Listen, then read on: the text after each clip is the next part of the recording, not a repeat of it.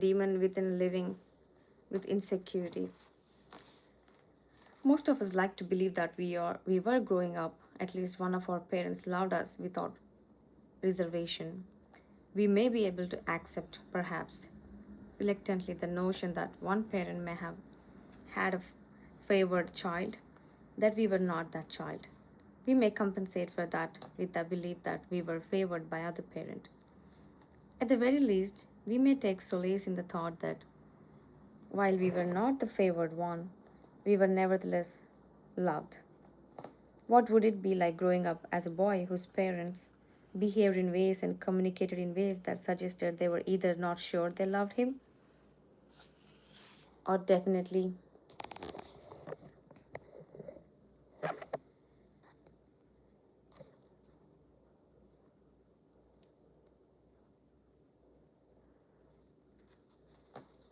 did not love him? He would be that boy.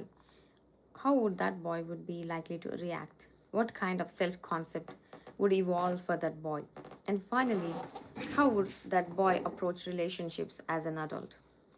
The roots of insecurity, rejection, abandonment, and ambivalence. Children have a remarkable ability to read their parents' emotions.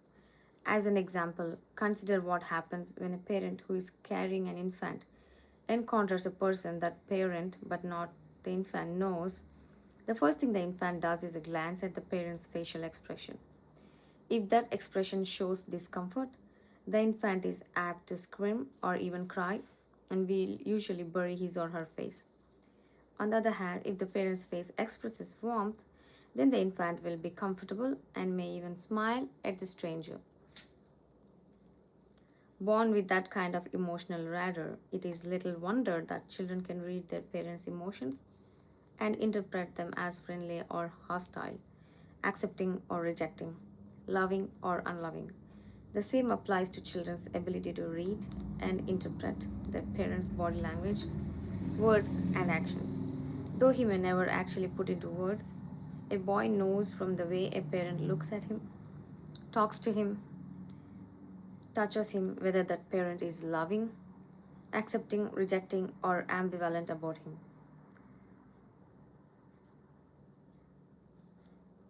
Children instinctively seek the security of knowing that they are loved unconditionally. That's not to say that a parent never gets angry at them, but what it does mean that the anger will pass and unreserved love will return.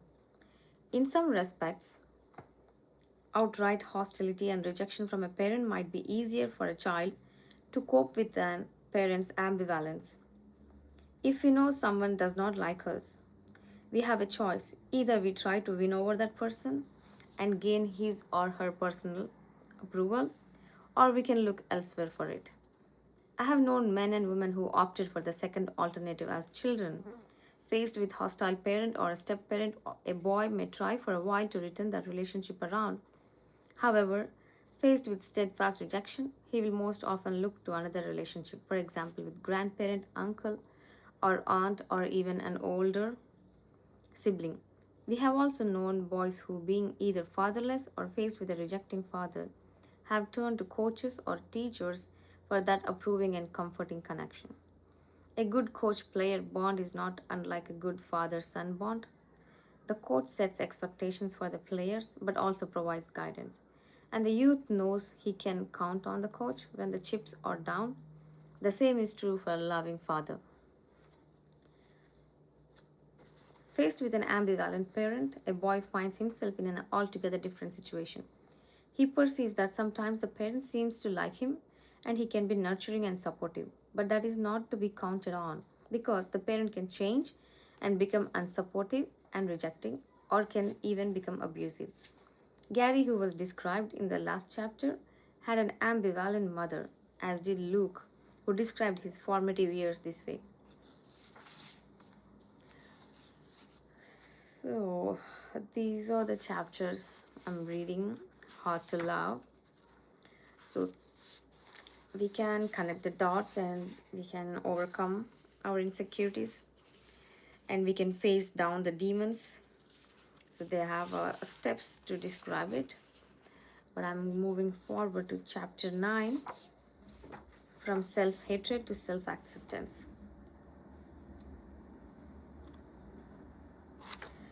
I think even I have finished that. So let's learn about boundaries, me, you, and us.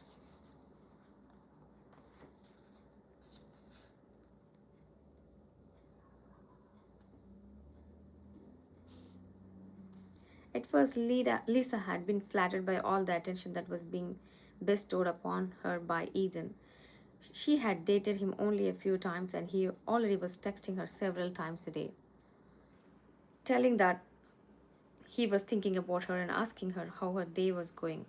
She'd been a bit taken back when he wrote, "I can't stop thinking about you," but then dismissed it as so many men might say that he was pursuing a woman.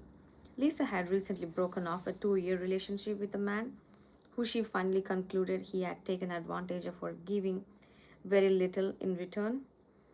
The contrast between that man and the Ethan made Ethan all the more appealing to her. After all, who wouldn't like that attention? Who wouldn't like hearing that someone can't get off your mind? You, me, and us. One way to look at relationship is in terms of Venn diagram of a picture. Here it is me, we, and us. The picture looks like two circles and the common similarities. In this diagram, one circle can be thought as of me, and the other circle represents you as my partner. As the diagram suggests, each person is to some degree a separate entity, an individual. The area of the diagram where the circle overlaps can be thought of as meaning that it depicts our relationship.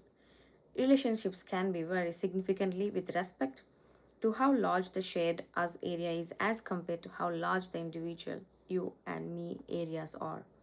For example, some couples are relatively limited as area is adequate. In contrast, consider what has been written about the relationship between John Lennon and Yoko Ono, which has been depicted in words and pictures as very intense and interconnected. This couple often inseparable, consequently, their relationship had a very large us area. Then these are the couple whose individual careers, legislators who live in Washington and return home to their partners or families on weekends, for example, require them to spend large amounts of time apart. For these couples, the us area may be important, but also much smaller than the me and you areas. How much us?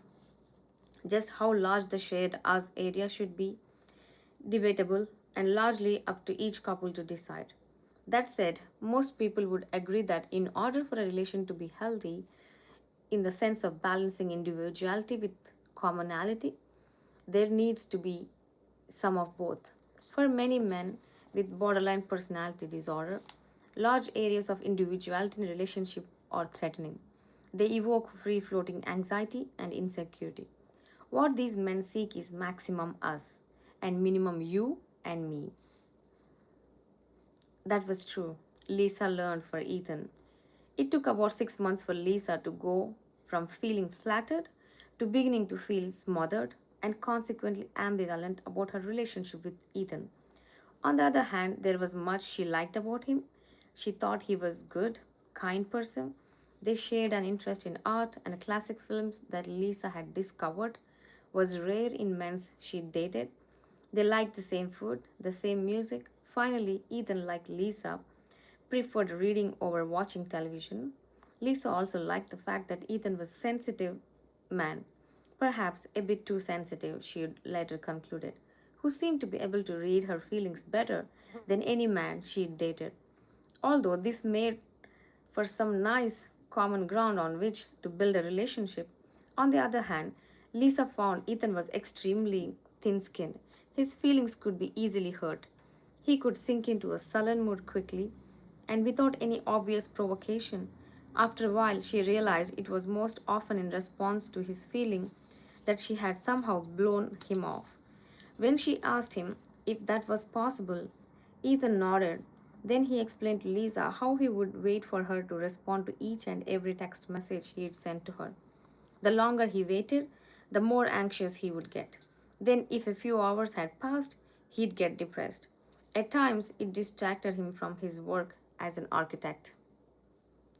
Lisa did believe it was important for two people in an intimate relationship to stay in touch with each other and to share their thoughts and feelings. In that way, she did not mind and even appreciated Ethan's text messages. However, she was uncomfortable with the idea that she was obligated to respond and quickly to each and every one of Ethan's messages.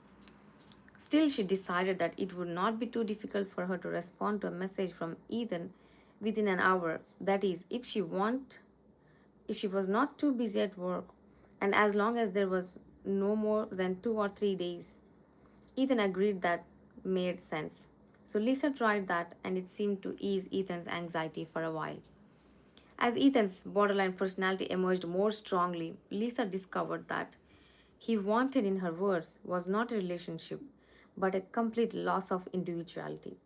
When she meant was that what she meant was that Ethan was uncomfortable with virtually any separate me and you, and instead wanted the relationship to be pretty much all us. This was revealed not so much in his words and as in his actions. After a while, it became apparent that he wanted to know where Lisa was. All the time, he became obviously uncomfortable when she told him she was meeting with a couple of girlfriends, and if she was little a 10 minutes late meeting, he'd ask in a tone that communicated suspicious where she'd been. If she replied that traffic had slowed her down, he'd nod but look distinctly unhappy. And so on. Those, of course, were all the signs of Ethan's male personality disorder, borderline personality disorder, and they spelled trouble for the relationship. Celebrating the differences. People with borderline traits are often driven to maximize the us in a relationship, and some people would go so far as to argue that those with severe male personality disorders are driven to virtually eliminate the you, leaving only me and us remaining. That may be true, but let's focus here on men whose male borderline personality disorder is more moderate. For these men, the idea of differences may not be intolerable, but it does evoke anxiety. Why? One likely reason is that, for the perspective of the man with male borderline personality disorder, differences may be misinterpreted as rejection or abandonment. That's right, rejection or abandonment. But you might ask, how can that be? Why should the fact, for example, that a borderline personality disorder man prefers spending free time engaged in solitary activities while his partner enjoys social activities make the man anxious? How could he perceive it as rejection or abandonment?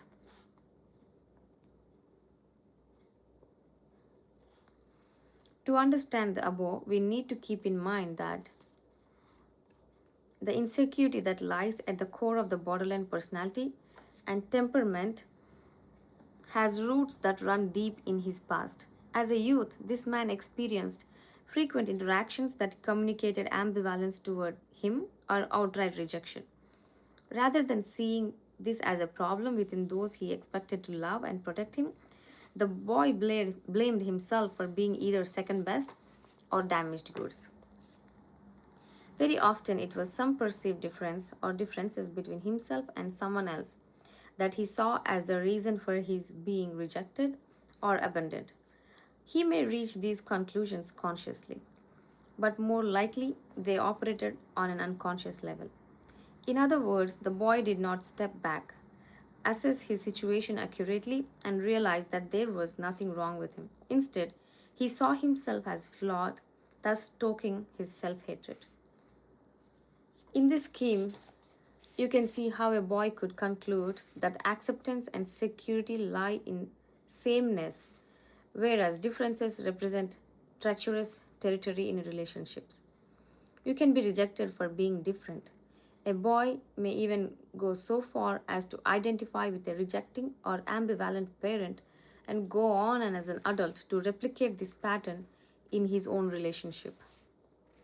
There is only one way to break out of this pattern and in turn to break free from insecurity and free floating anxiety. And that is to learn not only to tolerate but to celebrate the difference. As a man with borderline personality disorder is able to move from intolerance to tolerance and from tolerance to celebration, he opens the door to truly fulfilling relationships, identifying similarities and differences. The key here is to be more open to identifying and then accepting significant differences between himself and his partner. Such differences can include interests, but they can also include traits and temperaments. It's the latter, which more than difference in interest, that tend to make the man with borderline personality disorder uncomfortable. As a first step, go through the following list of traits and temperaments. For each one, identify first where you fall using the Y, that means yes. Next, identify where your partner's personality falls on each of these dimensions using a P. You can copy this diagram onto a separate piece of paper so that you can refer it to later date. Personality profile: outgoing, shy, assertive, unassertive, reserved, adventurous, cautious, competitive, cooperative, inclined to spend, inclined to save, optimistic, pessimistic, happy go lucky, somber, organized, disorganized, spontaneous, deliberate, confident, unconfident, dreamer, planner. Feel free to add more personality, temperament dimensions if they occur to you. Again, place yourself and your partner where you believe in each of you fits on any dimensions you create. The second step in this exercise is to identify those dimensions on which there is the greatest difference in your opinion between you and your partner. Finding ways to accommodate such differences can be challenging in any relationship. Some say that opposites attract, and this may be true. It strikes me from my work with couples that we can be attracted to someone who possesses traits we wish we had more. For example, the shy man may be drawn to an outgoing partner, someone who feels that his or her life is too disorganized, or who has a trouble managing money may be drawn to the opposite, someone who is organized and frugal. The cautious individuals may be drawn to an adventurous one, and so on. For these people, their relationship then becomes complementary. Complementary relationships certainly can work. The challenge they face, however, is for the couple to accept and respect those differences, recognizing in a sense that they are stronger and more adaptable as a couple than either partner would be as an individual.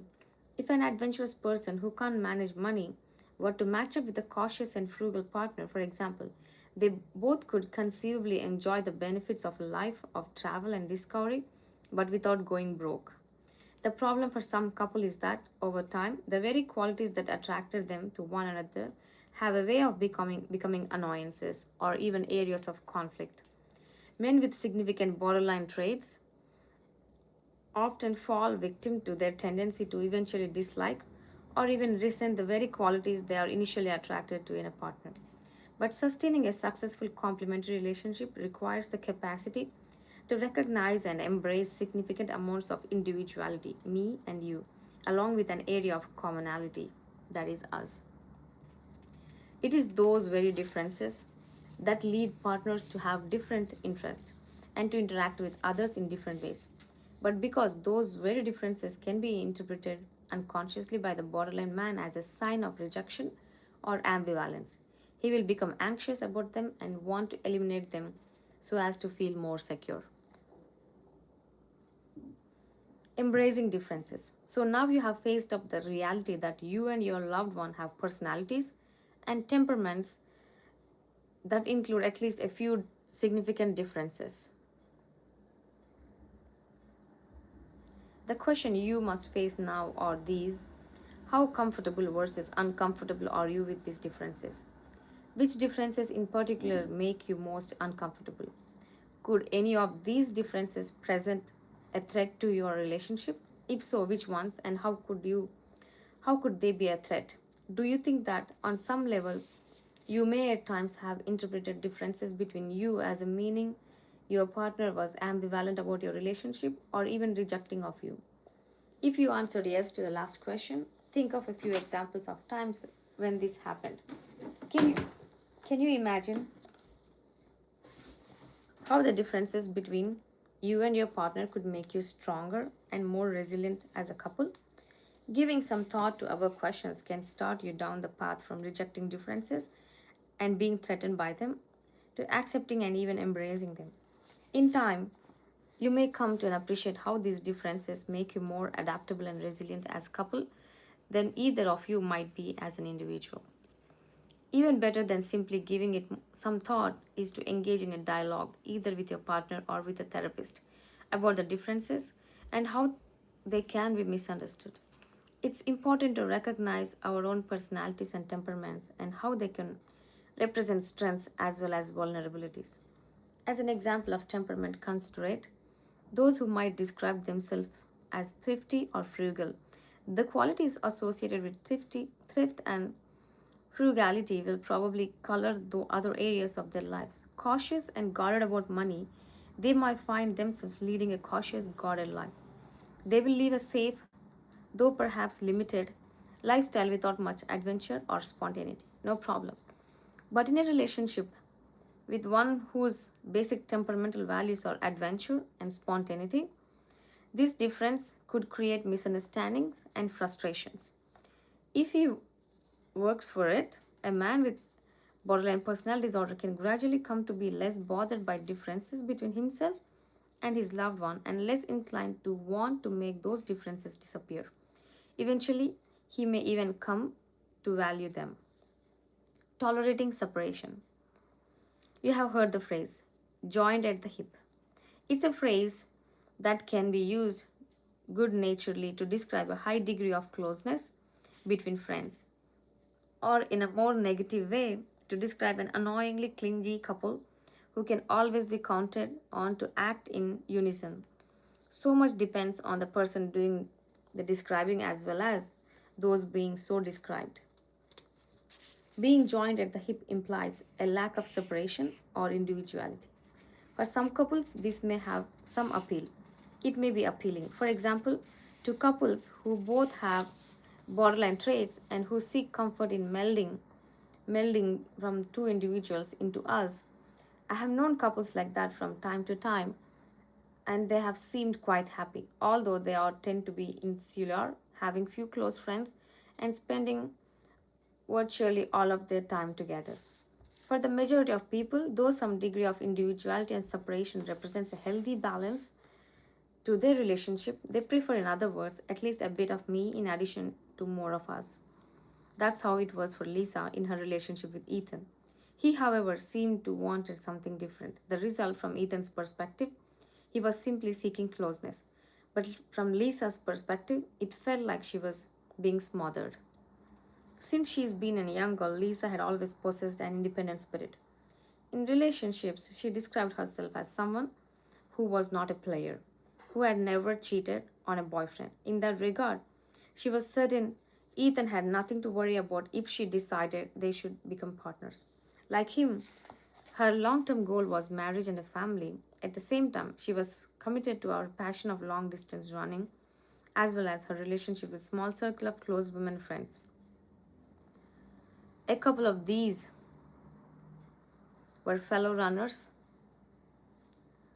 and every fall they would enter several 5 or 10 mile runs that were held in various New England towns. A few she would meet occasionally for coffee or an early dinner after work. And once a year, the whole group got together for a long weekend at Rhode Island shore. Lisa was willing to respond to Ethan's text message in a timely manner, but she was not willing to give up this other part of her life. That meant that she and Ethan might be spending significant time together, but not virtually all of their time together. And that spelled trouble for this otherwise promising relationship. Fortunately,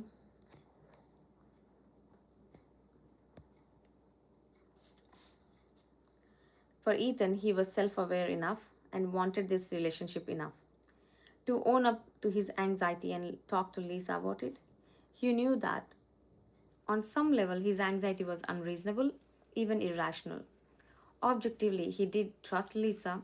Also, objectively, he recognized that her friendships were as much part of who Lisa was as were her interests and her work as an information technology specialist. Yet, despite this objective knowledge, Ethan could not seem to get past his discomfort whenever Lisa was away from him, or when he found himself waiting for a return text message, or waiting for her to show up at his place for dinner. Ethan's anxiety, as he's been true for the other men described here, was operating on an unconscious level. It was a manifestation of his insecurity. I will not describe as a boy were not unlike those who grew up with men with borderline personality disorder. In effect, separations from Lisa felt like abandonment to Ethan, and the more deeply he fell in love with Lisa, the more intense his insecurity became. Ethan's solution and best hope for his relationship with Lisa began when he was able to connect the dots and see the connection between parents who had shown definite ambivalence towards him and his deep insecurity. He had been the only child of two professionals, neither of whom had apparently ever had been wholly comfortable with parenthood. As Ethan put it, I had every advantage materially growing up, but my upbringing was also outsourced to a series of nannies. Both of my parents could be attentive at times and then just as easily turn their backs as they pursued a very successful career. I tried to please them to get their attention, but in many ways I got the feeling that I was more or less pain in the ass.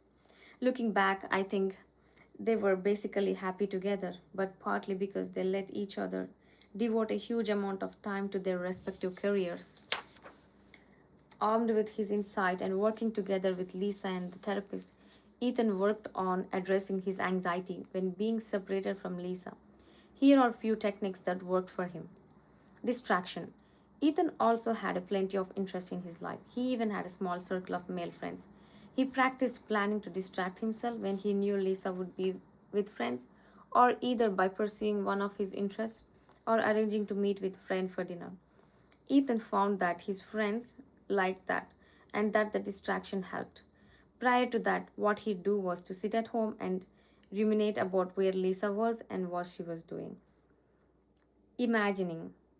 Rather than simply worrying that Lisa had lost interest in him or worse, had found someone else, Ethan practiced imagining that Lisa was actually doing what he'd start to feel anxious. For example, he would imagine her busy at her desk at work, too busy to be able to return to text message, or he'd picture her running in a road race alongside two of her women friends. Label it and challenge it. Earlier, we saw that it helps to exercise those demons of insecurity when you name and challenge it. That's exactly what Ethan learned to do.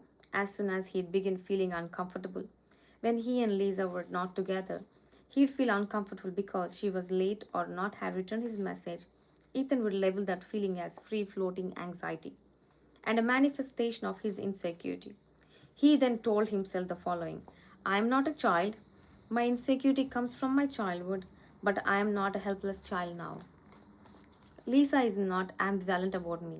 I am not being abandoned.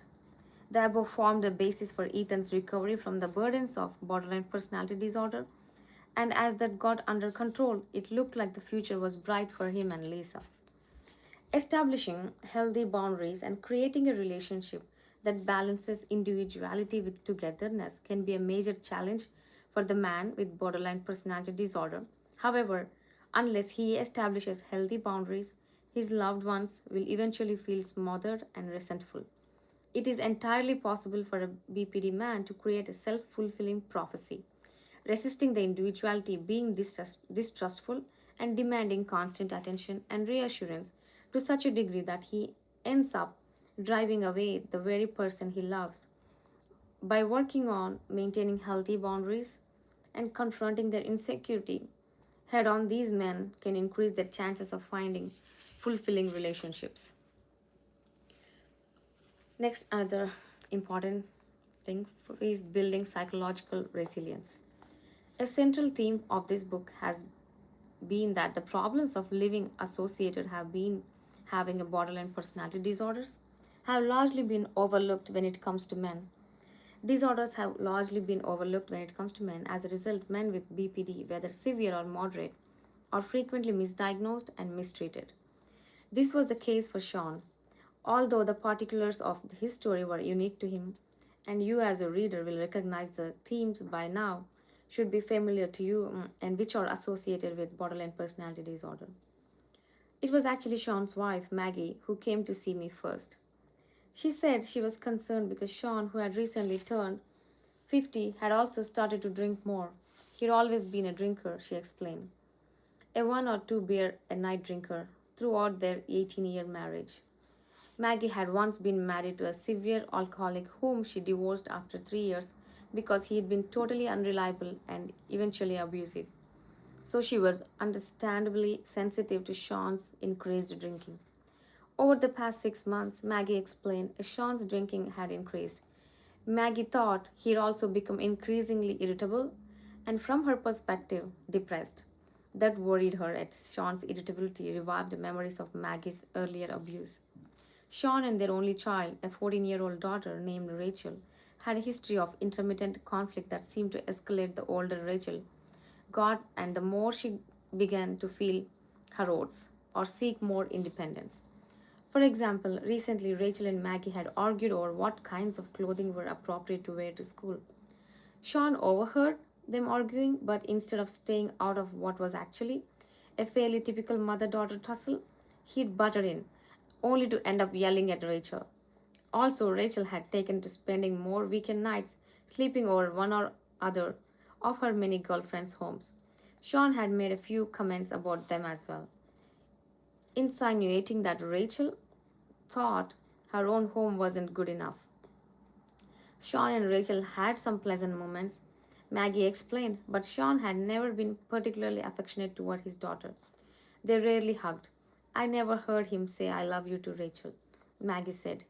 Even though she still says that to him, I believe he does love her. He just can't seem to get the words out. She loves him too, though I can understand why she can be snippy with him at times. Maggie described Sean as a hardworking and responsible husband who made a decent living as a self taught carpenter, painter, and a general handyman.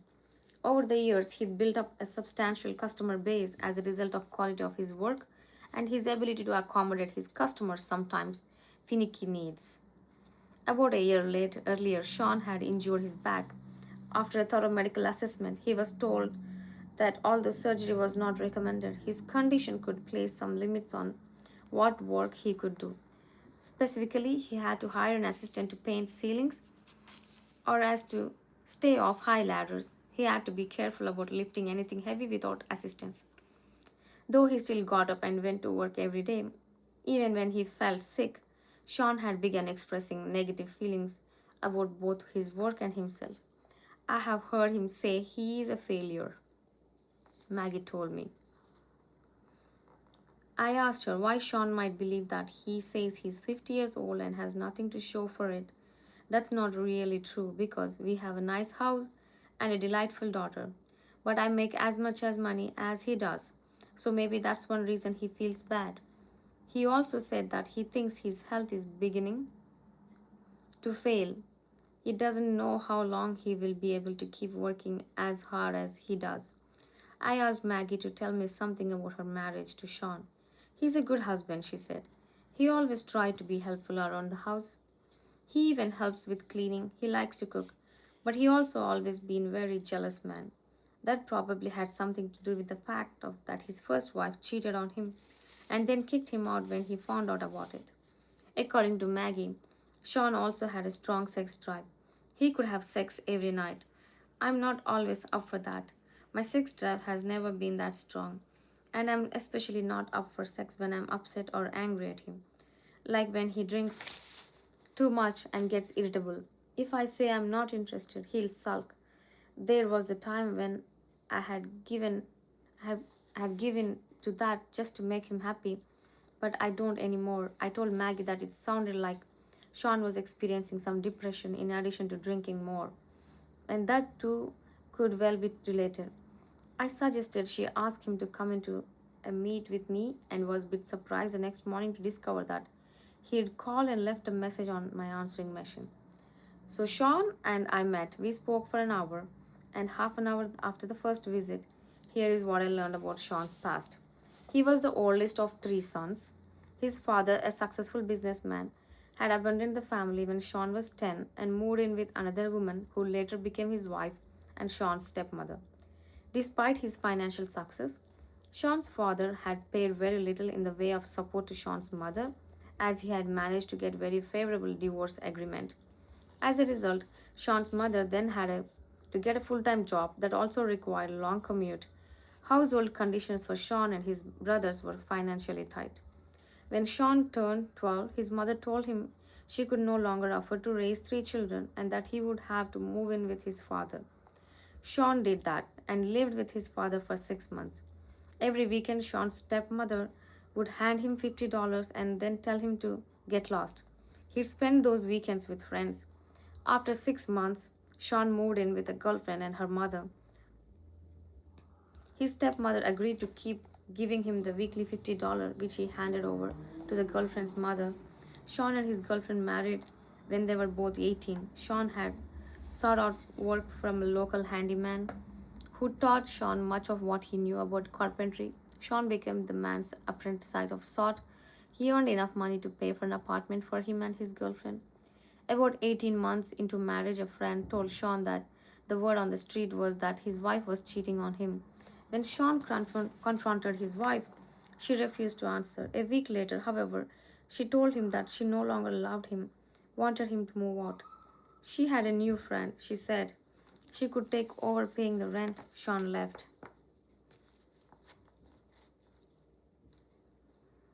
A familiar pattern, indeed. Sean's upbringing had been one long story of rejection, ambivalence, and outright abandonment. It was an upbringing that was ripe for fostering a borderline personality, which is exactly what happened to Sean. Was he as an unlovable man? No, but was he a man who could be hard to love? Definitely. As an adult, Sean manifested virtually all of the symptoms associated with borderline personality disorder. In particular, he was insecure, and his comments about himself were a testament to how much he suffered from self hatred. He sought comfort through sex and was irrationally jealous, and he suffered from free floating anxiety, a vague sense of dread about the future. I also thought there was a good chance that his daughter Rachel's increasing independence might be stirring up some unconscious feelings of abandonment in Sean, that her conflict with him might feel like a rejection to him. Maggie nodded. Then she said that Sean often expressed feeling of being unappreciated, especially by Rachel. I also thought there was a good chance that Maggie's refusing sex could have felt him like abandonment to Sean, rather than a simple difference in their sex drives. Resilience. One thing that many borderline men do, and this was very definitely the case with Sean, is to turn every relatively minor disappointments and frustrations into catastrophes. For as long as she'd known him, and in spite of how responsible he was, Sean had a capacity in his wife's word to make mountains out of molehills. In other words, Sean could turn into a minor mishap into a major catastrophe at the drop of a hat. Many borderline personality disorder men have this trait, just as they can perceive the slightest inattention as rejection or abandonment.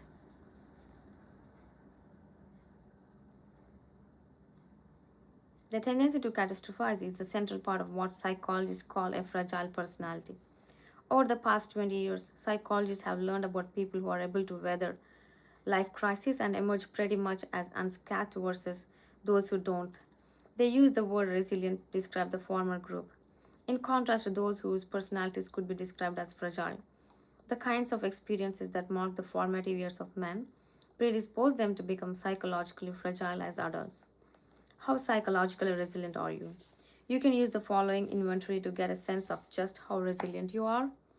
Answer each question as it applies to you. After you answer each question, you can total your score to come up with a resilience index, which can range from 0 to 45. Resilience inventory instructions. Respond to each of the following questions in terms of how well it describes you. From 0, not at all, and 5 entirely. When you are finished, total your scores. I believe that I was put here for a purpose. True. I believe in saying for every door that closes, another door opens. True. I believe my life has a meaning. True. I believe it's true that every cloud has a silver lining. True. I believe every life crisis also presents us with opportunities. I'm someone who is willing to take risks. I always believe that I'm the master of my own fate. Being happy in life is up to me. I'm an optimist. Take a look at your resilience scores. Higher scores are associated with greater psychological resilience. How accurately do you think your responses describe in your terms of your true beliefs? Do you think you might have slanted your answers in one direction or another? In which direction does your personality lean towards resilience or towards fragility? Most people, if they take some time to reflect and answer the above questions honestly, find that the resilience falls somewhere in the middle range. There are, of course, exceptions. People who are unusually resilient. These people are optimists. They believe that occasional crises are a normal part of life. They expect them, and when faced with a crisis, they marshal their resources and spring into action. They also believe that every crisis presents an opportunity if you are open to seeing it, and that difficulties can be overcome through persistence. Conversely, there are people who fall at the opposite extreme. They are psychologically fragile. These are people who will have the hardest time getting through a crisis, who are most likely to catastrophize. They are pessimistic and inclined to expect the worst, not the best. As opposed to believing the crisis are a normal, expected part of life, they feel they are victims. Faced with a crisis, they tend to feel helpless, more ready to give up than persist. In relationships, they are actually eternally vigilant for being rejected or abandoned. Methods of building psychological resilience. I think I have this like 100% of resilience. The only thing of taking a risk, I might take a risk a little bit more, less. Not, I'm not too risky taking person, but I would really take some risk. So I think I have conquered that. That's a great thing. It's not my brought up, or it's the life which taught me to be resilient, because I have seen every rejection as a redirection, as in every opportunity. Every crisis has some open doors. We think the doors are closed, but there is always a hope, because we are too occupied with the closed doors. We are not seeing the doors which are open right in front of our eyes. So I think that I have mastered the art of being resilient. I think you will do it eventually. Methods of building psychological resilience. What should you do if you discover that your own resilience index appears to fall somewhere on the low end of the resilience index? Does this mean that you are in for hard times forever? The answer depends on whether or not you want to do something about it. If you feel helpless to change your outlook on life, then the coming months, possibly years,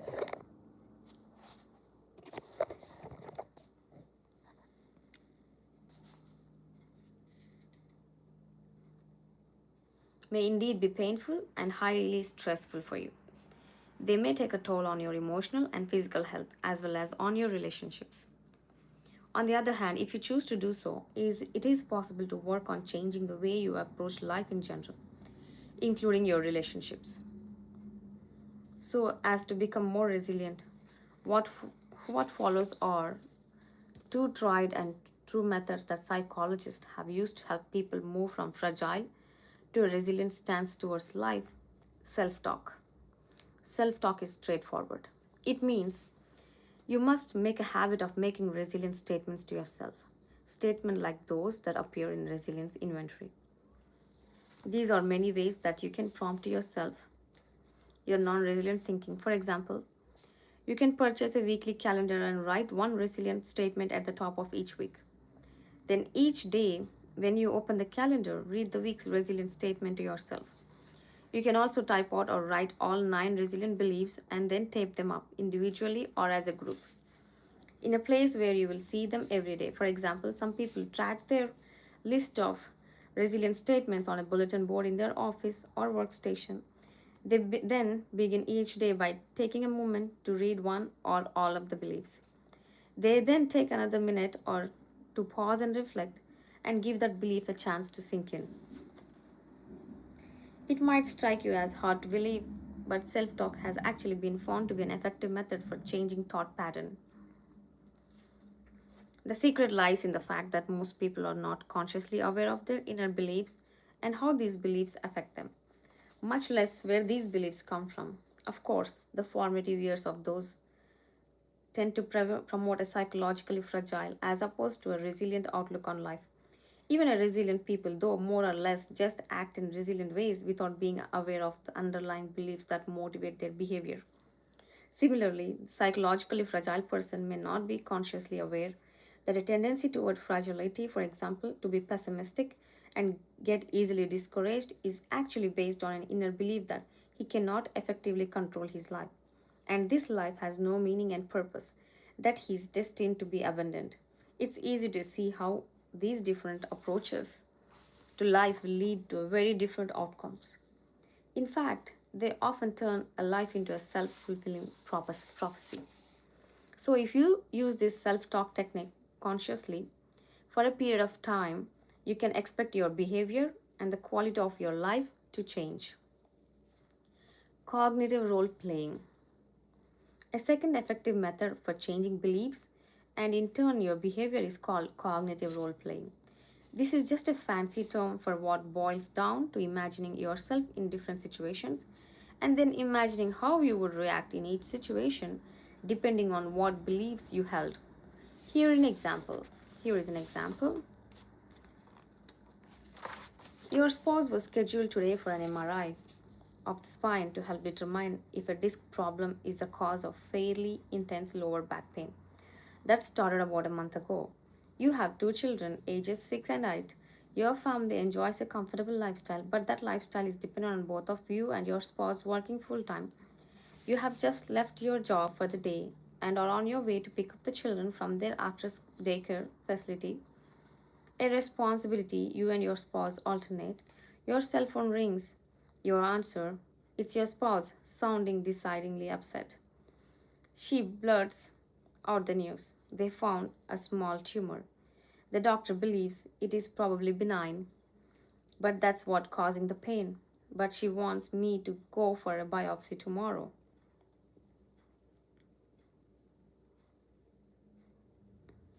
There are two types of responses to the above hypothetical situation, and these will depend in part how psychologically resilient versus fragile you are. Naturally, it is appropriate to be alarmed at hearing this news. Beyond that, your initial reaction will also depend on what you believe about life and life crisis. Imagine yourself being in the above situation and then imagine how you would react if you held one or both of the following psychologically fragile beliefs. The tumor is malignant.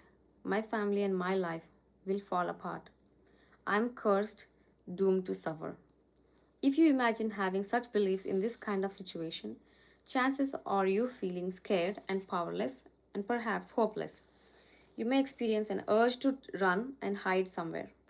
Now imagine being in the same situation, but this time try on the following beliefs for size and see how you react. This is serious, but even if the tumor is malignant, there may be treatment. Whatever happens, I will be there to make sure my children are okay. We will find a way to come out of this just fine.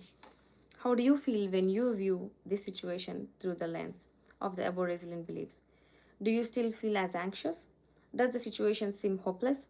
Do you feel like running away or standing your ground?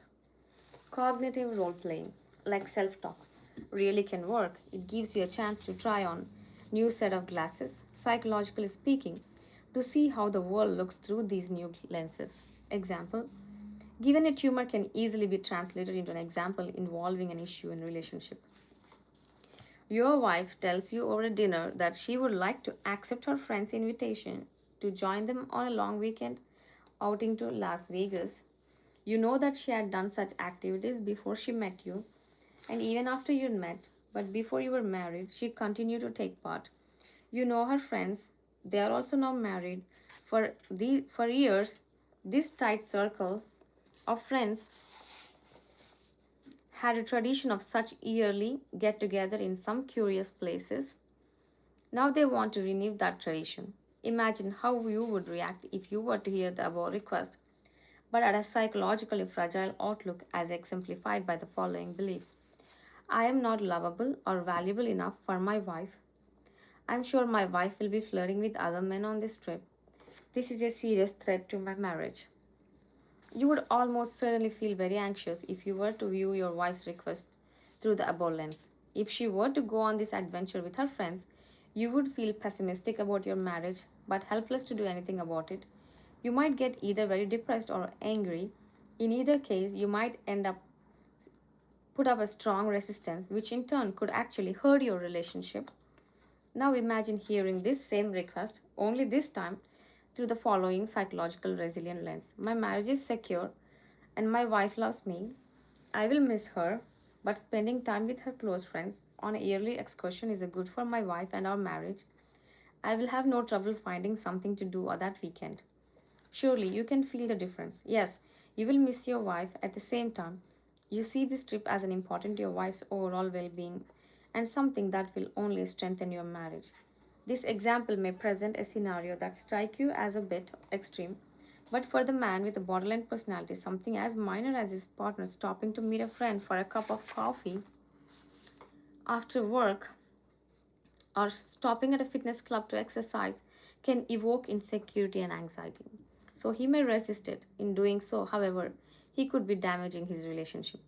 Imagine a situation and circumstance in your relationship that could make you anxious.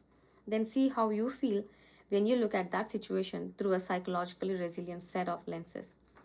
Practice this daily, and in time, you will find that you react differently in your day to day interactions. Equally important, your relationship will improve. Sean's solution. Sean actually made use of many of suggestions that have been presented here in part 2 of the book. But first step was to connect the dots and how his adult traits and behaviors were rooted in security and had its origins in his formative years. That was not an easy thing for Sean to do. He had not thought much about his childhood for many years. He was not